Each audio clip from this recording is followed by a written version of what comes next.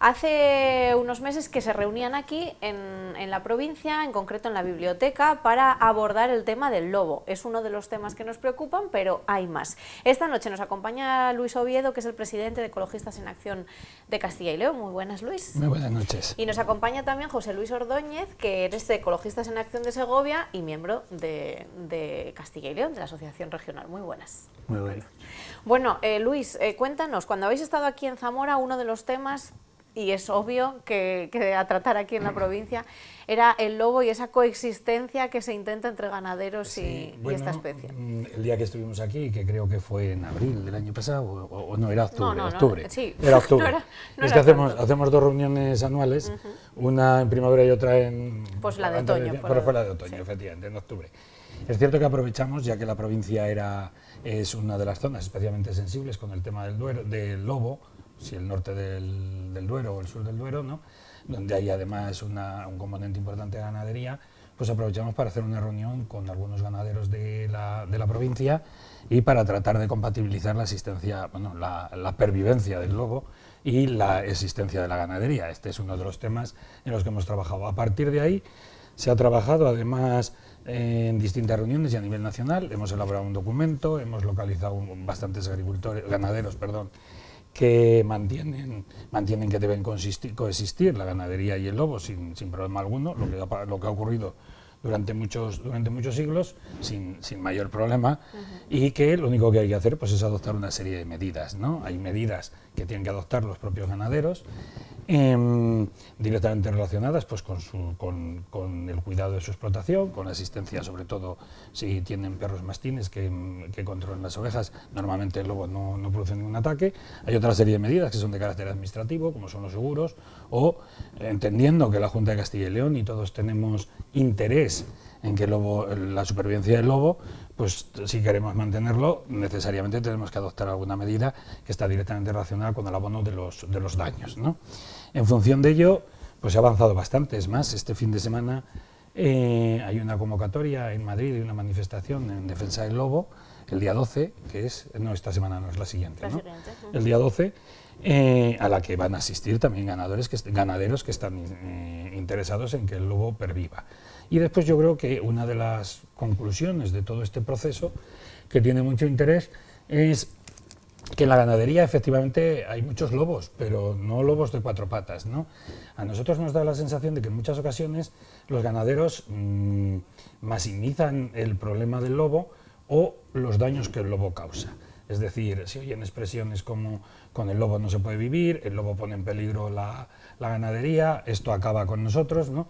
Y a nosotros nos da la sensación de que lo que acaba realmente con la ganadería son otro tipo de lobos, ¿no? La comercialización de los productos ganaderos, las personas que ese mercado de la leche que paga 30 céntimos el litro de leche al ganadero que lo produce y que realmente no cubre ni los costos, y evidentemente lo que creemos es que hay que centrar la cuestión en sus justos términos y establecer dónde realmente hay verdaderos lobos que están acabando con la ganadería en el país y que no son precisamente los que vemos ahora en las imágenes. Los animales, ¿no?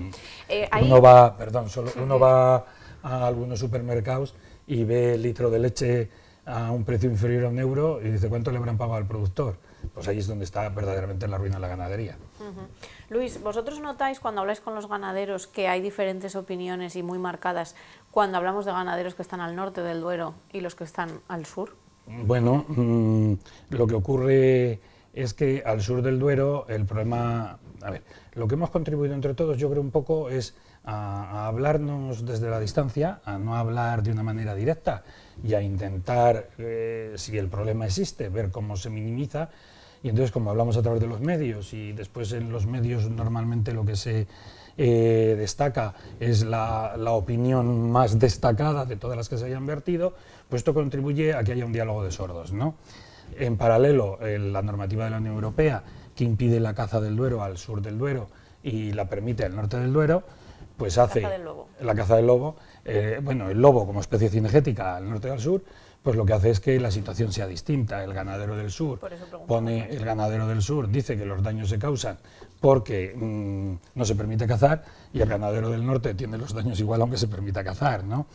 Realmente estamos ante una especie de diálogo de sordos, ¿no? Es cierto que hay un valor esencial en la vida, que es la biodiversidad, es un valor en sí mismo, ¿no?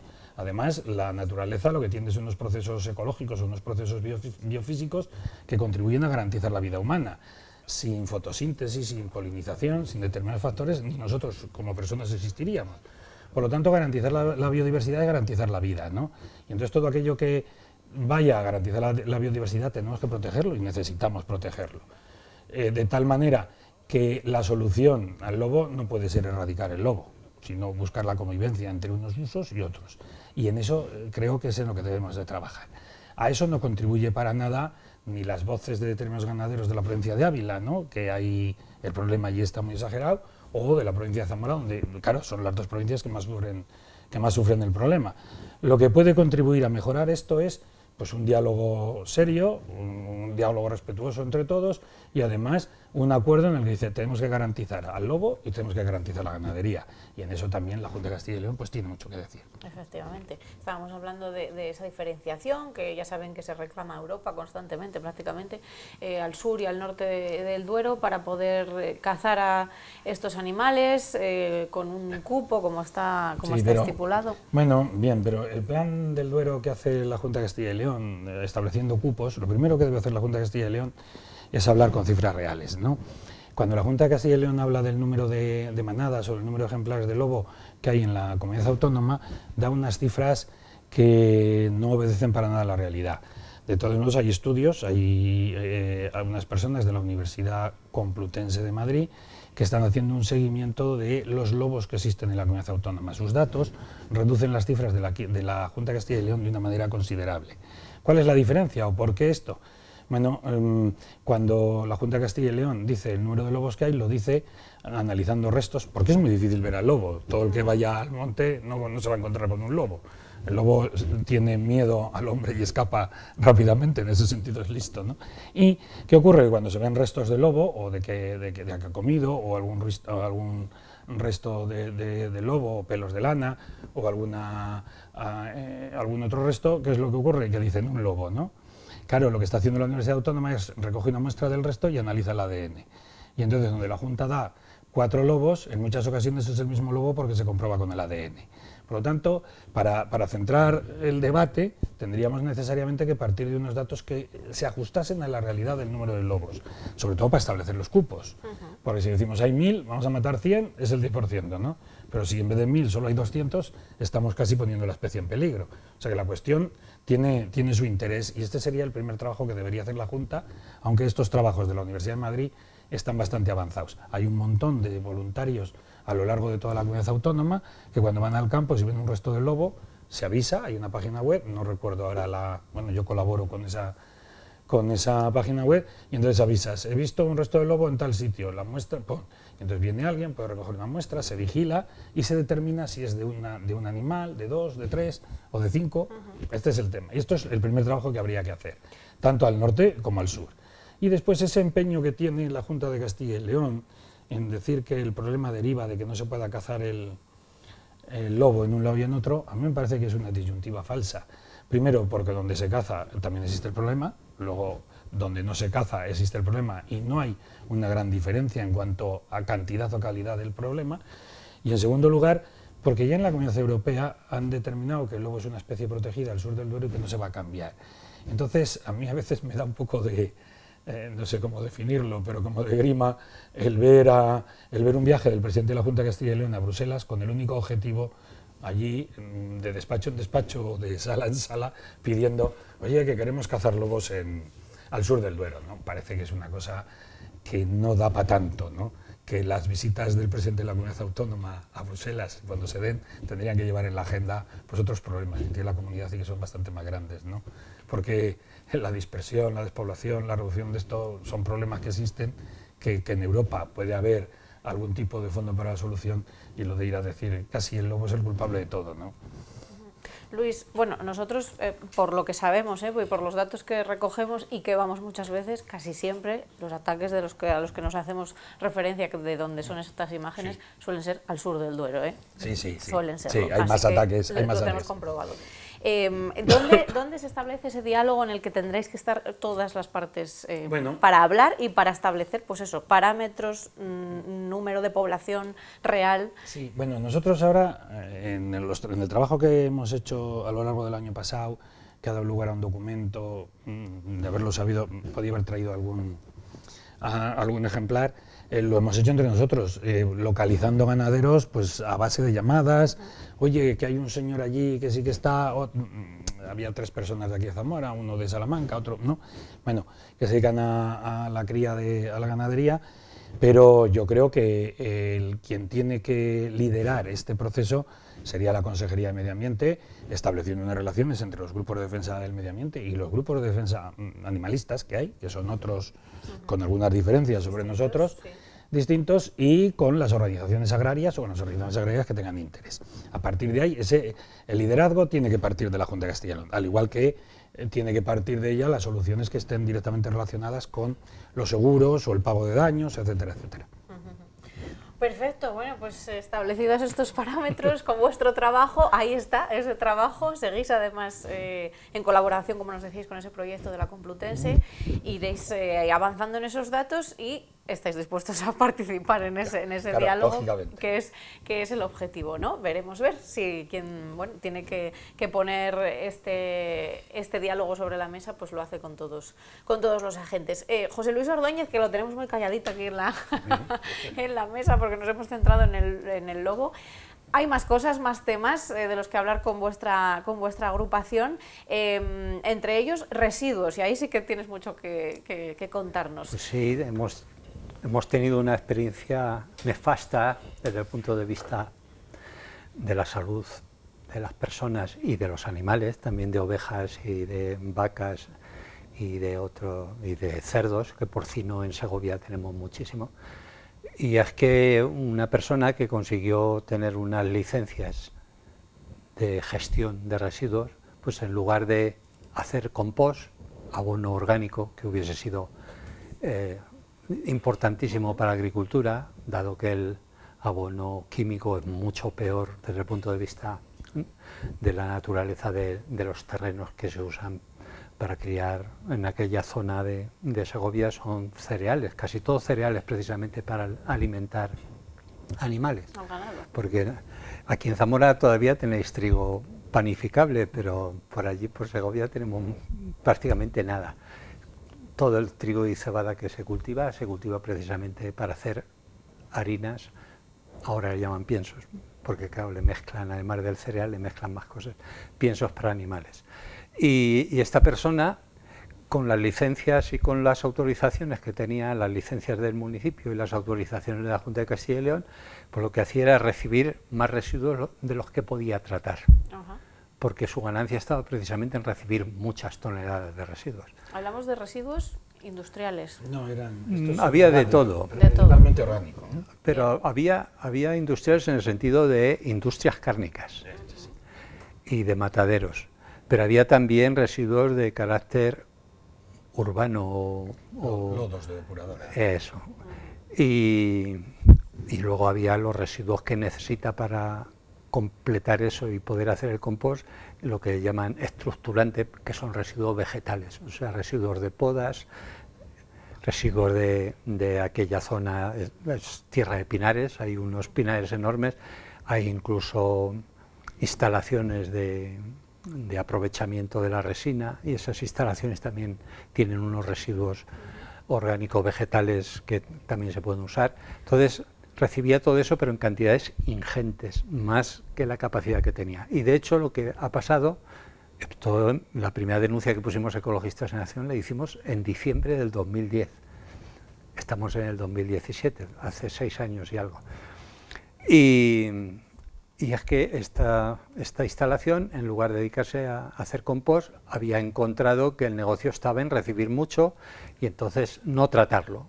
¿Y qué hacía para no tratarlo? Acumularlo, pero en tierras de labor. Lo que había hecho es, en tierras propias y en tierras que había alquilado, pagando un poquito más que la cifra o precio de mercado, si podemos decirlo así, pues con eso había acumulado muchas parcelas, en teoría dedicadas a la producción agrícola. pero lo que la dedicaba era para almacenar los sólidos y para infiltrar al terreno, verter sobre el terreno los líquidos y los lodos. ¿Cómo ha influido esto y cómo lo conectamos con Fresno de la Ribera, que estamos en Zamora, entonces queremos saber Pues cómo? a través del Real Madrid, quiero decir, perdón. Quiero decir de Florentino Pérez.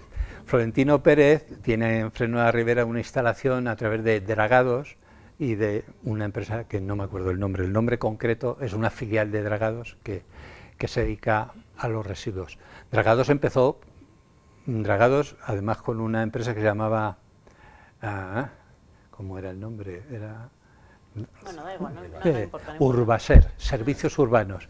Esa empresa empezó precisamente tratando residuos, pero esa, a su vez, se ha centrado ahora en otros temas y han generado una de residuos y tiene una instalación grande, importante y que tiene también también trata residuos de construcción, pero en este caso, como era una mezcolanza tal, porque la había mezclado con tierra, en fin, era una mezcolanza tal, el primer tratamiento era saber aquellos montones que había instalado, han traído más de 4.000 toneladas, o sea que había una cantidad enorme.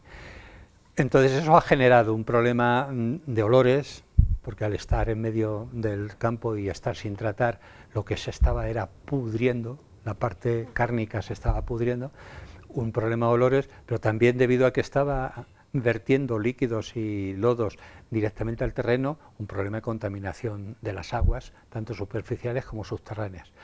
Todo esto ha dado lugar a que en Fuente Pelayo, que es la población donde estaba, ha generado una plataforma ciudadana de más de 350 personas en una población de 900. O sea que se nota que la indignación social era muy alta.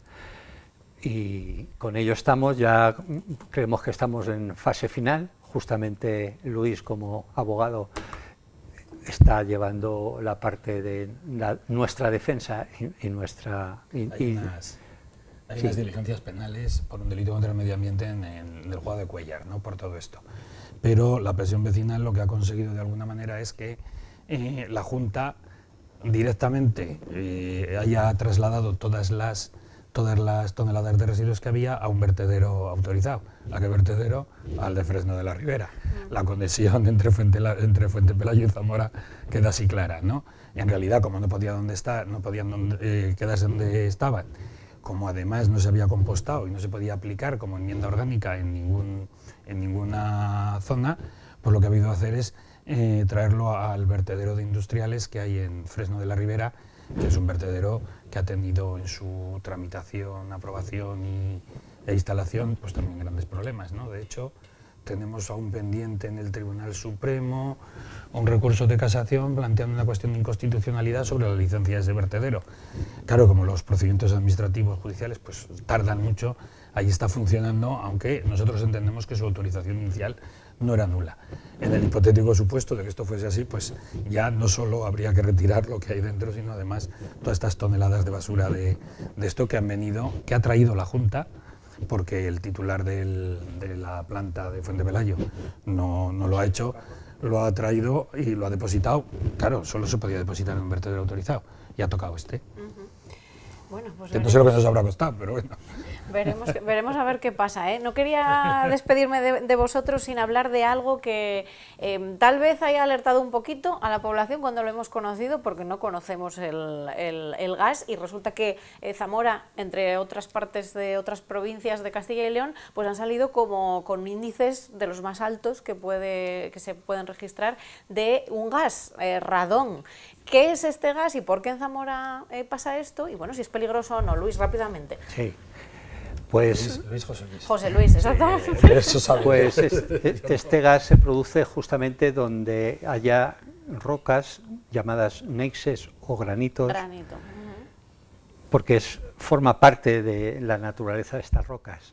Y este gas, si no hay ventilación, se acumula. Y este gas acumulado es dañino para las personas que lo respiren, porque es un gas que, además de ser gas, su toxicidad es que es radiactiva, es un gas radioactivo. Por tanto, si los habitáculos donde puede acumularse porque se acumula en las partes bajas. Si los habitáculos no están bien ventilados, sí que produce problemas. Ha producido problemas no solo aquí en Zamora, ha producido problemas también en la Sierra de Guadarrama, en la Comunidad de Madrid, porque ahora hay siempre un hábito de construir bajo tierra para los vehículos, para los automóviles. Entonces, en esos lugares es donde se acumula el radón, por así llamarlo, natural, y que está en todos los sitios donde hay granito y neises, está ese gas, pero está tan poco concentrado que no da ningún problema. Pero si le creas un sótano para él, por así decirlo, él lo aprovecha y se acumula ahí, y ahí sí que puede dar problemas si las personas respiran, las personas y otros seres vivos, no solo las personas, si respiran ese gas. Perfecto. Bueno, pues ya lo sabemos, ¿eh? Esa alerta, entre comillas, tenemos que tener esto muy en cuenta. Luis y José Luis, muchas gracias por venir. Muchas gracias a vosotros. Por cierto, que no sabemos si tenemos asociación aquí en Zamora, que estáis representando Castilla y León, porque aquí en Zamora nos falta representante. Aquí en Zamora no tenemos grupo formalmente constituido, estamos en trámite de, ¿no? Bien. Y pero mantenemos buenas relaciones con algunos grupos que hay aquí trabajando, ¿no? Mantenemos buenas relaciones con la gente que estaba trabajando en defensa del lago de Sanabria, mantenemos buenas relaciones con algunas personas del foro cívico de Zamora, con las personas con las que colaboramos en lo del vertedero de Fresno, ¿no?